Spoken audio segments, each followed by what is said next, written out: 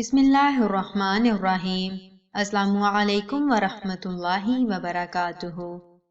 کسان کی بیوی نے جو مکھن کسان کو تیار کر کے دیا تھا وہ اسے لے کر فروخت کرنے کے لیے اپنے گاؤں سے شہر کی طرف روانہ ہو گیا۔ یہ مکھن گول پیڑوں کی شکل میں بنا ہوا تھا اور ہر پیڑے کا وزن 1 کلو تھا۔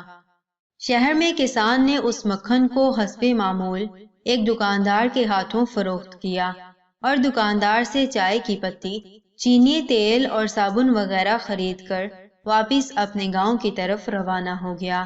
کسان کے جانے کے بعد دکاندار نے مکھن کو فریزر میں رکھنا شروع کر دیا۔ اسے خیال گزرا کہ کیوں نہ ایک پیڑے کا وزن کیا جائے۔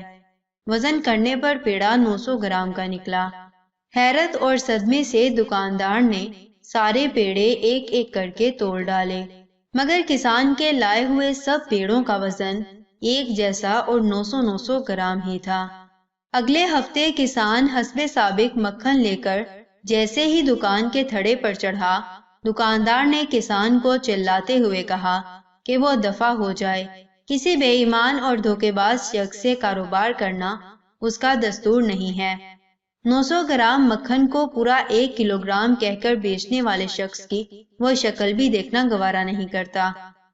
کسان نے نہایت افسردگی سے دکاندار کو مخاطب کیا، میرے بھائی مجھ سے بدظن نہ ہوں، ہم تو غریب اور بیچارے لوگ ہیں، ہمارے پاس تولنے کے لیے باٹ خریدنے کی استطاعت کہاں۔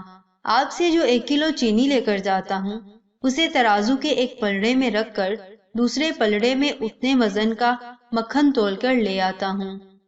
اس تحریر کو پڑھنے کے بعد آپ کیا محسوس کرتے ہیں؟ کسی پر انگلی اٹھانے سے پہلے کیا ہم پہلے اپنے گریبان چیک نہ کر لیں؟ کہیں یہ خرابی ہمارے اندر تو نہیں؟ کیونکہ اپنی اصلاح کرنا مشکل ترین کام ہے۔ یا اللہ ہمارے معاشرے کو ایماندار بنا دے، آمین ثم آمین۔ جزاکم اللہ خیر و احسن الجزا فی الدنیا والآخرہ۔ السلام علیکم ورحمۃ اللہ وبرکاتہ۔